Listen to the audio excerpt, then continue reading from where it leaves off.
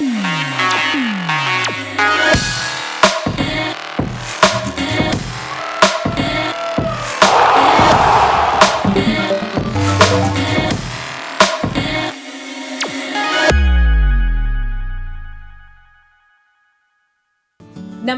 प्रिय आई ग्रास्पर्स, आपके प्रिय साप्ताहिक समाचार कैप्सूल में आप सबका स्वागत है।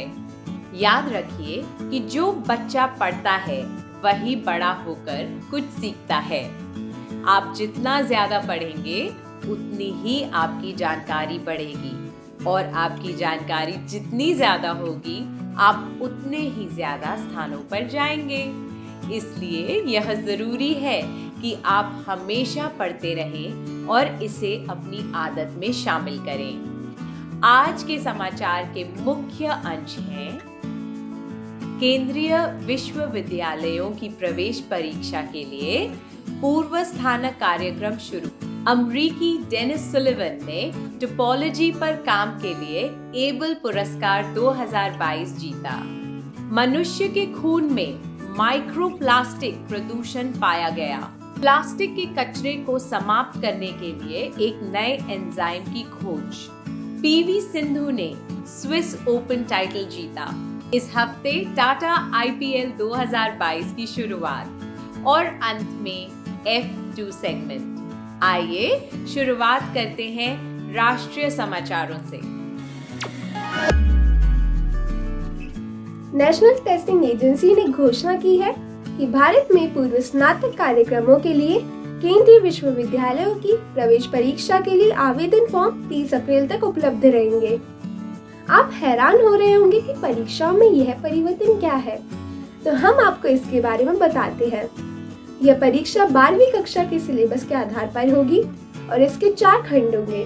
पहले 2 खंड विद्यार्थियों की भाषा ज्ञान के बारे में होंगे और बाकी 2 खंडों के प्रश्न उस विषय के संबंध में होंगे जो वे पूर्व स्नातकोत्तर पर लेना चाहते हैं। इसमें 12 भारतीय भाषाएं, 19 विदेशी भाषाएं और 27 विषय होंगे जिनमें से विद्यार्थी अपने मनपसंद विषय और भाषा चुन सकते हैं। हमारा अनुरोध है कि आप विश्वविद्यालयों द्वारा दिए जा रहे कार्यक्रमों को CUET की ऑफिशियल वेबसाइट पर ध्यान से देखें। अमेरिकी मैथमेटिशियन डेनिस सुलिवान को टोपोलॉजी और डायनेमिकल सिस्टम के क्षेत्र में उनके अभूतपूर्व कार्य के लिए अबेल पुरस्कार 2022 से सम्मानित किया गया। इसके लिए उन्हें $8,60,000 से ज्यादा की राशि मिलेगी। टोपोलॉजी वस्तुओं और स्थानों की उन विशेषताओं का अध्ययन है जो उनके खराब होने पर भी नहीं बदलती। अबेल अवार्ड गणित के क्षेत्र में एक लाइफ टाइम अचीवमेंट अवार्ड है। यह पहली बार 2003 में दिया गया था। क्या आपको मालूम है कि एक भारतीय मैथमेटिशियन SR श्रीनिवासवर्धन को प्रिडिक्टेबिलिटी या प्रोबेबिलिटी थ्योरी में उनके महत्वपूर्ण काम के लिए 2007 में अबेल पुरस्कार दिया गया था। डेनिस को उनकी शानदार उपलब्धि के लिए बहुत बहुत बधाई। प्लास्टिक प्रदूषण का मुख्य स्रोत माइक्रोप्लास्टिक्स हैं। ये पहली बार मनुष्य के खून में पाए गए हैं। नेदरलैंड्स के वैज्ञानिकों की एक टीम को जांच के लिए खून के 80% सैंपल में माइक्रोस्कोपिक पार्टिकल्स मिले हैं। माउंट एवरेस्ट से लेकर खाने और पानी तक में प्लास्टिक प्रदूषण की समस्या वाले वातावरण में मनुष्य के खून में माइक्रोप्लास्टिक्स पाया जाना चिंता का विषय है। रिपोर्ट के अनुसार अभी तक इसके प्रभाव के बारे में कुछ पता नहीं चला है, लेकिन रिसर्चर्स इस संबंध में चिंतित हैं क्योंकि माइक्रोप्लास्टिक से लैब में मनुष्य के सेल नष्ट हो सकते हैं। हमें उम्मीद है कि वे इसके बारे में पता लगा पाएंगे। वैज्ञानिकों ने ऐसे एंजाइम की खोज की थी जो प्लास्टिक खाते हैं। अब उन्होंने इस ओर अगला कदम बढ़ाते हुए नेचर बेस्ड सॉल्यूशंस तैयार किए हैं ताकि विश्व में प्लास्टिक के संकट को दूर किया जा सके। हर साल 400 मिलियन टन से ज्यादा प्लास्टिक का कचरा पैदा होता है। यह आशा की जाती है कि इस खोज से बैक्टीरियल एंजाइम्स तैयार होंगे जो प्लास्टिक प्रदूषण की चुनौती का सामना कर पाएंगे और इनसे उस प्राकृतिक और जैविक प्रणाली का विकास होगा जिससे प्लास्टिक के कचरे से बहुमूल्य उत्पाद तैयार किए जा सकेंगे। वैज्ञानिकों ने एक सशक्त एक्सरे से TPADO एंजाइम का 3D ढांचा तैयार किया, जिससे यह पता चलता है कि यह किस प्रकार काम करता है। इससे रिसर्चर्स को इस एंजाइम का और अधिक सक्षम रूप मिलता है, जिससे प्लास्टिक का संकट समाप्त हो सकता है। यह बहुत ही प्रेरणादायक है ना आई ग्रास्पर्स? खेल कूद के क्षेत्र में भारत की एक और जीत का जश्न मनाने का समय आ गया है। भारतीय बैडमिंटन स्टार PV सिंधु ने पिछले हफ्ते स्विस ओपन के फाइनल में थाईलैंड की बुसनान ओंगबामरुंगफान को 21-16, 21-8 से हराकर इस साल का दूसरा सुपर 300 टाइटल जीत लिया है। 2022 स्विस ओपन सुपर 1000, 750 और 500 के 4th tier टूर्नामेंट है। इसमें दुनिया की 7वें स्थान की खिलाड़ी सिंधु इस क्षेत्र की सबसे अधिक रैंक की खिलाड़ी बन गई है। पुरुषों के सिंगल्स फाइनल में इंडोनेशिया के जोनाथन क्रिस्टी ने भारत के HS प्रणय को हरा दिया। सभी विजेताओं को हमारी ओर से बधाई। पिछले हफ्ते इंडियन प्रीमियर लीग 2022 के 15वें एडिशन की शुरुआत हुई। इसमें पहला मैच चेन्नई और कोलकाता के बीच खेला गया। इस एडिशन में गुजरात टाइटंस और लखनऊ सुपर जायंट्स 2 नई टीमें आएंगी। इस प्रकार इस साल कुल 10 टीमें होंगी। टाटा समूह इस प्रीमियर लीग के टाइटल स्पॉन्सर होंगे। 2022 IPL मुंबई और पुणे में खेला जाएगा और आगे बढ़ने से पहले 70 ग्रुप मैच खेले जाएंगे। क्रिकेट की बात करते हुए हम भारतीय महिला क्रिकेट टीम को ICC महिला विश्व कप में उनकी परफॉर्मेंस के लिए बधाई देते हैं और दोनों फाइनलिस्ट को आज सुबह होने वाले मैच के लिए शुभकामनाएं। पिछले हफ्ते जेदा में सऊदी अरब की ग्रांड प्री में रेड बुल्स के मैक्स वर्स्टेपन ने फरारी के चार्ल्स लेक्लर्क को केवल 0.549 सेकंड से हराकर फॉर्मूला 1 सीजन की पहली जीत हासिल कर ली। विजेता चैंपियन वर्स्टेपन ने लेक्लर्क को 50 लैप रेस के बचे हुए 4 लैप से हराकर अपनी करियर की 21वीं जीत हासिल कर ली। फरारी के कार्लोस सेंस तीसरे स्थान पर रहे, जबकि रेड बुल के सर्जियो पेरेस चौथे स्थान पर रहे।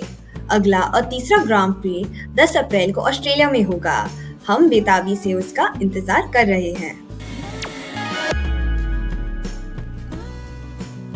94 एकेडमी अवार्ड्स का समापन बहुत ही रोमांचक और उमंग भरे वातावरण में हुआ।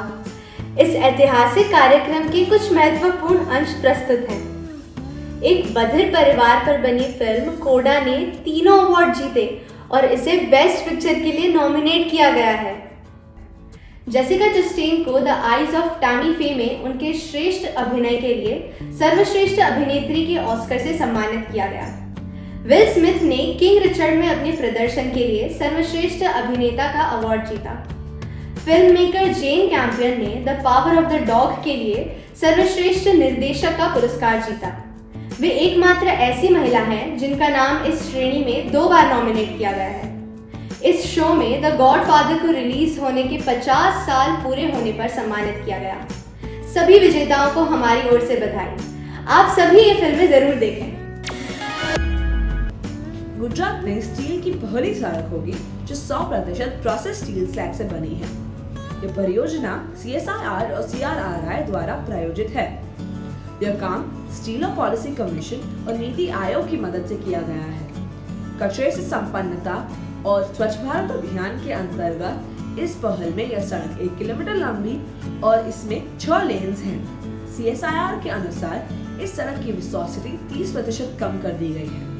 यह आशा की जाती है कि इससे सड़कों को मानसून के मौसम में होने वाले नुकसान से बचाया जा सके। निरंतर विकास के इस उदाहरण के रूप में यह सड़क अभी तक काफी मजबूत सिद्ध हुई है। हमें उम्मीद है कि हमें जल्दी ही ऐसी और भी कई परियोजनाएं देखने को मिलेंगी। एंडी वॉरहोल द्वारा 1960 में बनाए गए अभिनेत्री मर्लिन मॉनरो के चित्र की नीलामी मई में की जाएगी, जिसका मूल्य $200 मिलियन होने का अनुमान है। इससे उसका यह चित्र शॉर्ट सेज ब्लू मर्लिन किसी भी नीलामी में बिकने वाला 20वीं सदी का सबसे महंगा चित्र होगा। ऐसा कहा जाता है कि वॉरहोल ने इस चित्र के लिए एक स्क्रीनिंग तकनीक का प्रयोग किया था, जिसका प्रयोग बाद में बनाई जाने वाली किसी भी तस्वीर के लिए नहीं किया गया। ये बहुत ही दिलचस्प है ना। इस सप्ताह का मुहावरा है छप्पर पार कर देना, जिसका मतलब है उम्मीद से अधिक मिलना। गरीब की नौकरी लगने पर लोगों ने कहा भगवान जब देता है छप्पर पार कर देता है। बूझो तो जाने, सोने को पलंग नहीं न ही महल बनाए, 1 रुपया पास नहीं फिर भी राजा कहलाए। बताओ कौन? जी हाँ, शेर। पहचानो कौन? अंग्रेजी के ये कवि कविता के रोमांटिक समय के जाने माने कवि है। उनकी अधिकांश कविताएं और लेख प्रकृति और जानवरों के प्रेम से इंस्पायर्ड है और वे लेक डिस्ट्रिक्ट में सैर के लिए जाया करते थे। सैमुअल कोलरिज नाम के कवि से उनकी मित्रता हो गई और फिर उन दोनों ने 1798 में लिरिकल बैलेड्स नाम का एक कविता संग्रह प्रकाशित कराया।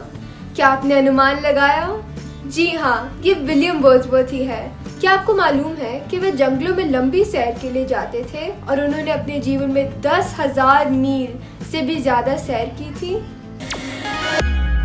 क्या आपको मालूम है कि इस्तांबुल एकमात्र ऐसा शहर है जो 2 महाद्वीपों पर बसा है? तुर्की का सबसे बड़ा शहर होने के कारण यह बॉस्फोरस स्ट्रेट नाम के 31 किलोमीटर प्राकृतिक वाटरवे द्वारा एशियन और यूरोपीय 2 भागों में बटा हुआ है। यह वाटरवे ब्लैक सी को सी ऑफ मार्मरा से जोड़ता है और इस पर 2 पुल हैं जो अलग अलग महाद्वीपों में बसे इस्तांबुल को आपस में जोड़ते हैं। यूरोपीय भाग का ऐतिहासिक महत्व है और यह एक बड़ा कमर्शियल केंद्र है। यहाँ बहुत सी गतिविधियाँ होती हैं। इसके एशियन भाग में बहुत से मुख्य मार्ग हैं, पर यहाँ बहुत कम टूरिस्ट आते हैं।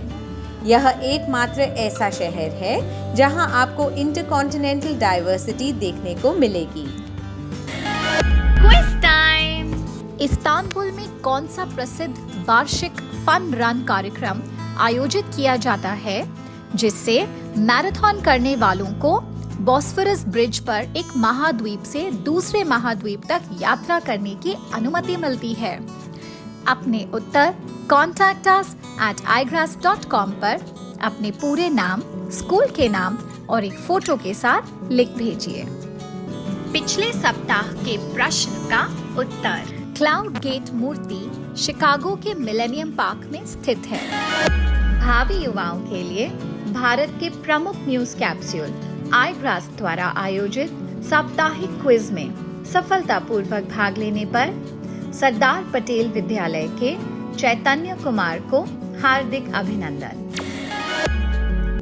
इस सप्ताह के समाचार कैप्सूल को सुनने के लिए धन्यवाद।